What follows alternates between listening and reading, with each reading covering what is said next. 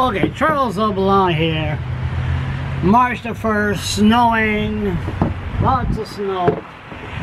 You know, it's a time where people get depressed and... Hey Jaden, how you doing? Yesterday, you could walk around with a t-shirt. Now, I was gonna do this video inside, but I'll do it here. Now, I wanna make myself very, very, very clear before I begin. This has been bugging me for about 3 to 4 weeks. And I tried to get some answers, but I'm really... Anyway, I'll let the listener know if I'm full of shit or if it's a legitimate case. I won't say where. I was in an area where there was a guy on the ground. Next thing you know, I was the third one or the fourth one to arrive on the scene. The word spread that it was a guy in his 30s suffered from a drug overdose.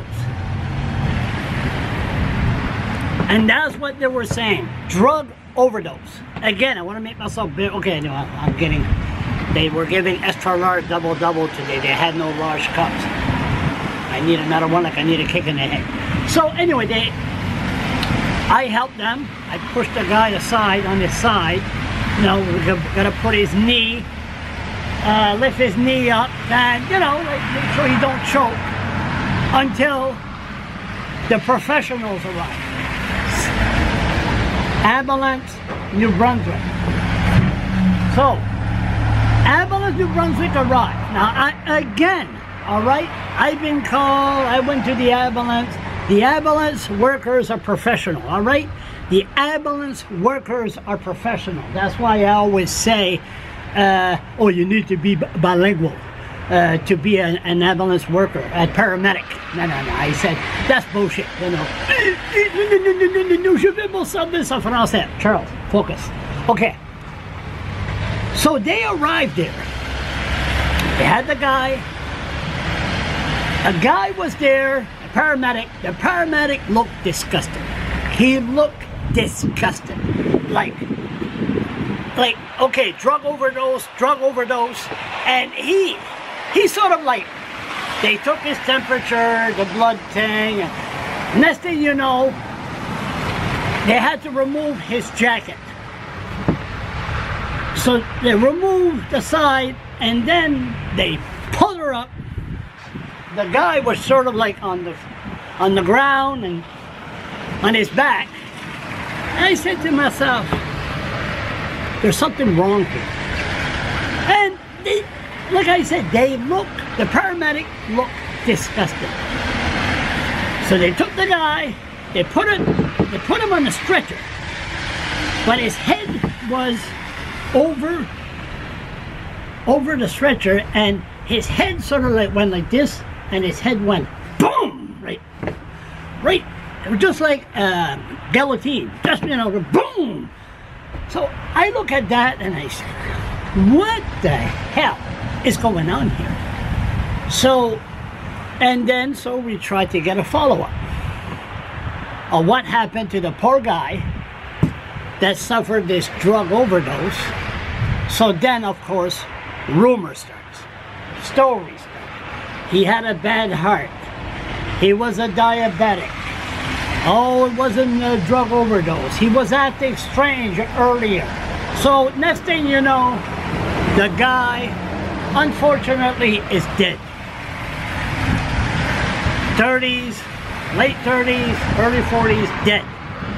How? Under the Privacy Act, we don't have the right to know, because here in New Brunswick, if you die from a drug overdose, they say heart failure. Okay, now, what am I getting at here? I don't believe the paramedic was acting in a professional manner. There was a female there.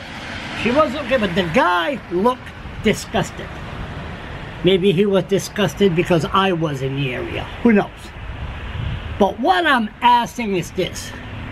Are they so many drug overdose in Fredericton that these paramedics, oh that's right, and they had to travel around the province. I just thought about that because they move. They're like ADHD with extra large coffee. They move.